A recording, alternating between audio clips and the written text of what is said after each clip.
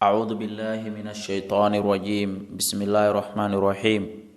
الحمد لله رب العالمين والصلاة والسلام على نبينا محمد وعلى آله وصحبه وسلم تسليما كثيرا رب اشرح لي صدري ويسر لي أمري واحلل عقدة من لساني يفقه قولي وبعد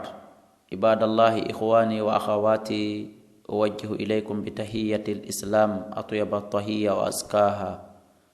قائلا لكم السلام عليكم ورحمة الله تعالى وبركاته مسيب ينجل بهريم يتي الله تبارك وتعالى مسيدتك على رأيتي رسولنا كانكو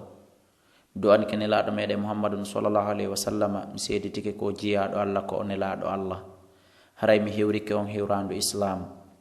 haray ko alda e juutingol mo gaddima on kono wowiri non ko Abdullahi Kala bun Alfa Muhammad Wuri Kala biro an e Ceerno Fatumata Sow e haray ɓaawo waɗugol an tafsiru defte 13 gasuɗe tawti kadi alqur'ana on kadi façon ji tati tafsir en e tafsiru 2 e tafsiru 3 ɓaawo ɗum ɗo gasude yoga e musidɓe meɗen kadi ɗaɓɓiri lan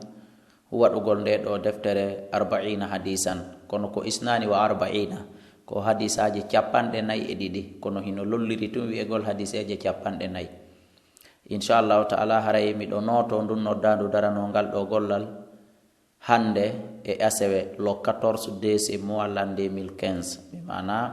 samedi le 14 février 2015 ɗum no hawri ñande nogay e jowi lewru wi'etendu ndum parantata ɓuru 1436 hijriya haray ko ɗum ko date on hawri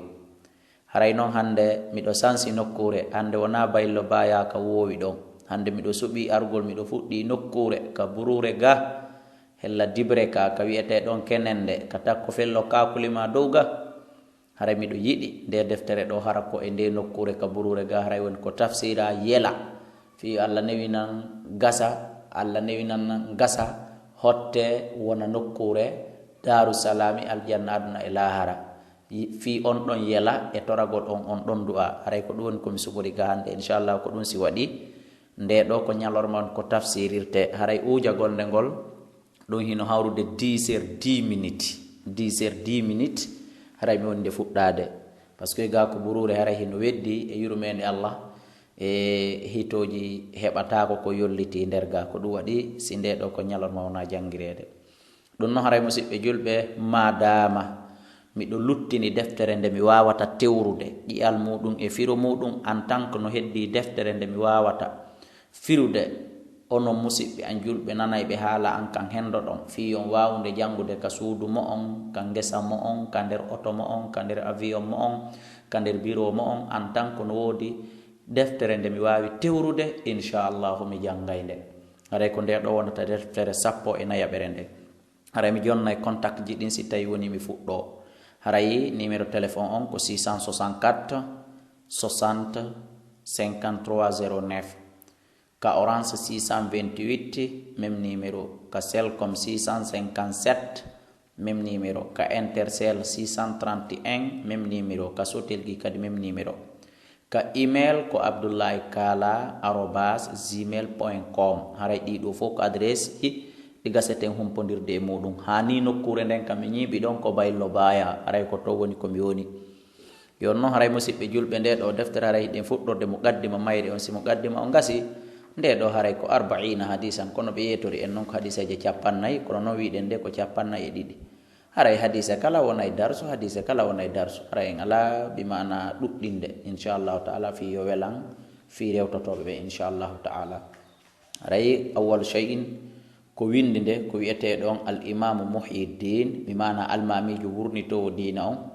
e bun sharafu ɓiɗɗo Sharafuddin e annawawi ash-Shafi'i bimana ko dambitiɗo e madhabu imamu Shafi'i woni ko hawtidiri suɓi ɗe ɗo hadiseje 42 selluɗe hawtidiri ɗe e deftere bismillahir rahmanir rahim hiɗen natana fuɗɗode nden tafsir o bisimillahi ko inde Allah arrahmani nemino julɗo e kefero kaduna ɗo arrahimi nemino gomni ɓe ɓen tun ka lahara alhamdulillahi yettoje ɗe wodani Allah rabbil alamina jeyɗo tage fango qayyumi samawati ñinnuɗo darnuɗo kammuli ɗin wal ardina e leyɗele ɗen mudabbiril khalaik wonɗo toppitade tagore nden ajmaina dendangal baithi rusul neluɗo nelaɓe ɓen salawatullahi wa salamuhu alayhim ilal mukallafin faade ɓeɗo hellifaɓe li hidayatin fi fewnugol ɓe wa bayani e ɓangilgol shara'i addini shariaji dina ɗin biddalail wondude e dalilaji alqat'iyati taƴuɗi bimana dalilaji déterminuɗi peeji ɗi legoy alqat'iya bimana ko dalilaji e tawɗi si ɗi waɗi ala ko ɗaɓɓita ɓawo ɗon wa wadihatil barahin e dalilaji feeñuɗi ahmaduhu miɗo yettamo ala jamii ni'amihi e dow dendanangal nemaji makko ɗin wa asaluhu miɗo toromo kadi almasida ɓeydari ɓay ko goɗɗo heeɓi moƴƴiri wo haray o ɓeyda kadi torade allah yo allah on ɓeydamo min miɗo toromo ɓeydanede min fadlihi immorde e ɓural makko ngal wa karami e teddungal makko ngal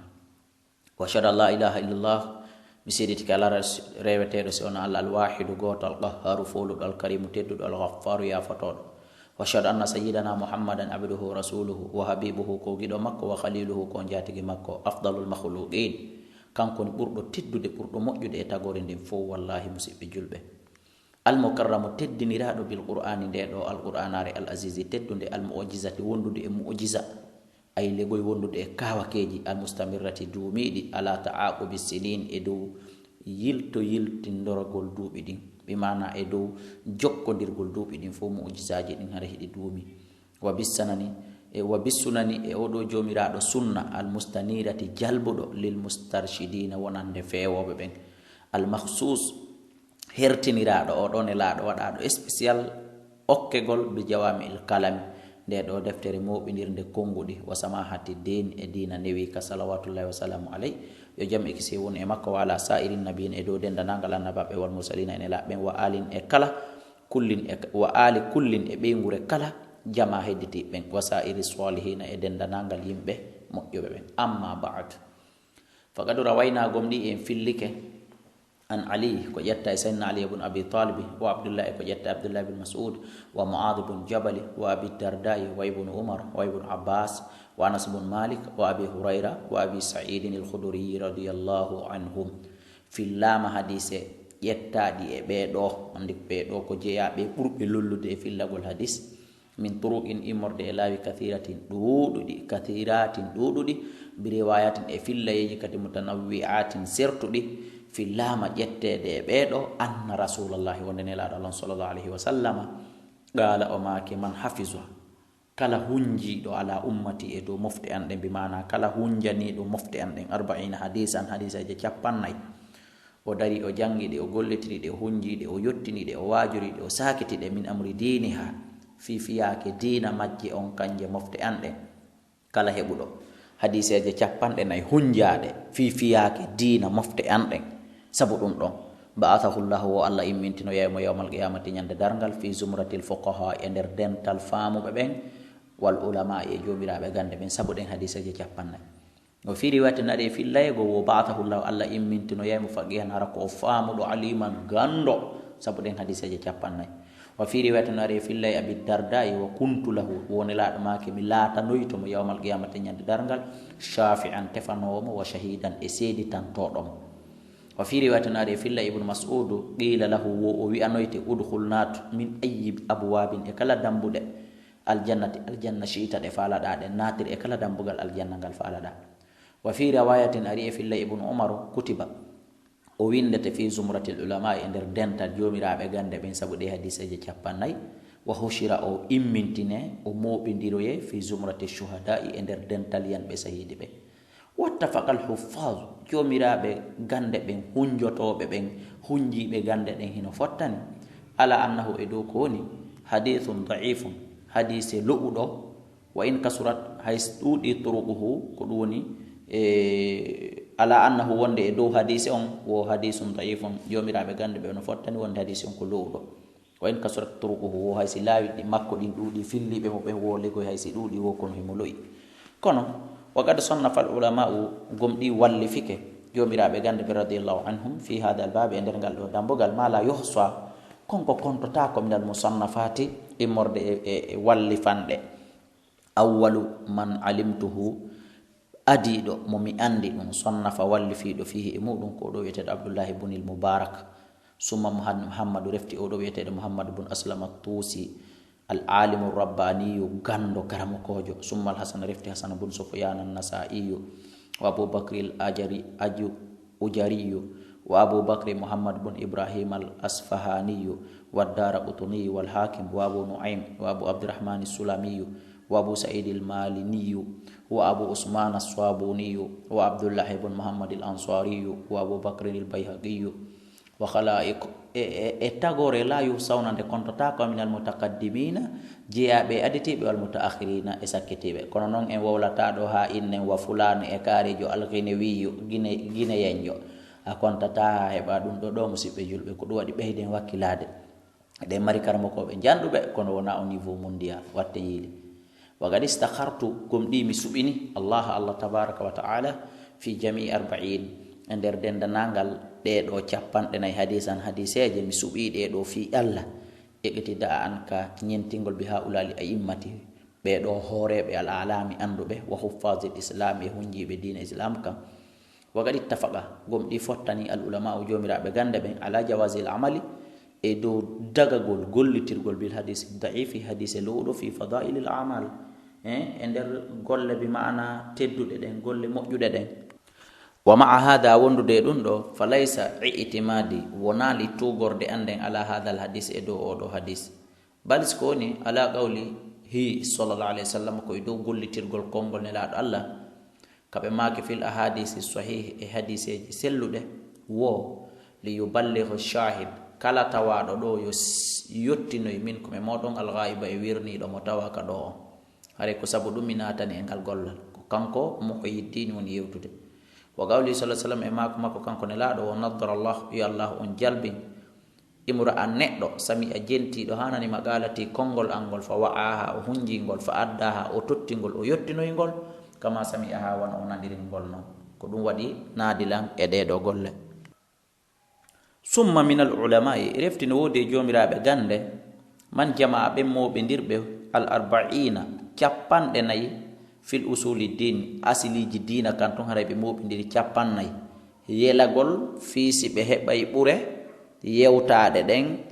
e ko ɓeeɗa wi'i kon ɗi filleji ɗi ɓeeɗa wi'i hunjiɗo hadiseje capannayyi no wodi tawɓe ko usulu dini capannayyi ɓe moɓidiri wa ba'dum yoga e maɓɓe ton fil furu'i kaka calɗi dina moɓidiri façonji capannayyi wa ba'dum yoga e maɓɓe fil jihadi kaka jihadi eti ha heɓe jihadiji capannayyi ka dina dambude dina yewtude fi jihadi ha timmi capannayyi wa ba'dum yoga e maɓɓe fi zuhudi ko fi ruɗagol e aduna wa ba'dum yoga e maɓɓe fil adabi kaka needi wa ba'dum yoga e maɓɓe fil khutab kaka khutubaji kono wa kullu ha ɗum ɗo fof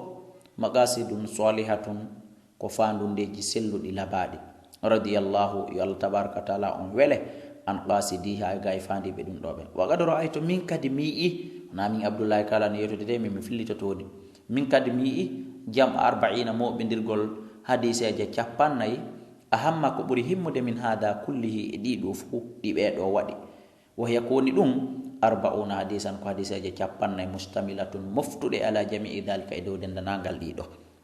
min kadi mi yiɗi moɓidirgol hadiseje capannayyi mi hunjo mi waɗa ɗe e deftere fiyo welu hunjanade kadi jama on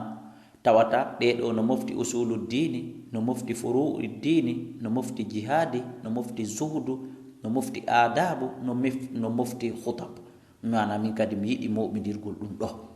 min kadi abdoullahi kala hande kadi min kadi mi yiɗi firangol ɗin ɗum ɗo sakita laɓɓina ka haala meɗen yanya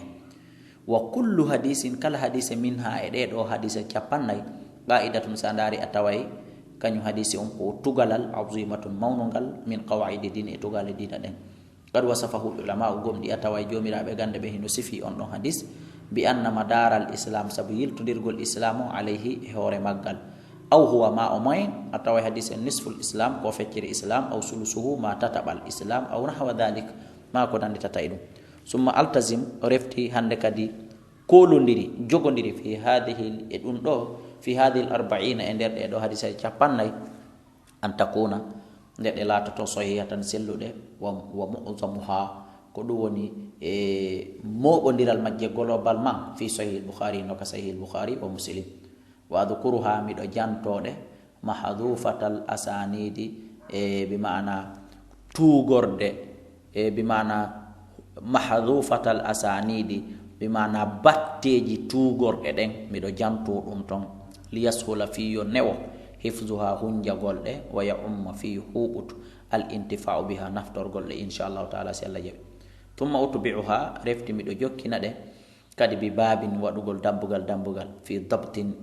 tubbande khafiyin newide fazuha kongudi mudun di wayan bakhi no hanani li kulli raqibin onande kala lerdudo fil akhirati fi hebugol lahara on an ya'rifa de handata hadhihi al ahadith de do hadith de capannay mobindiraade wada do capannay didi limastamalat sab ko mufti kon alayhi hore majje minal muhammati imurde importantji wahta wattu hubiti hawtondiri alayhi e majje minat tanbih imurde findinale ala jami ta'ati do denda nangal doftariji din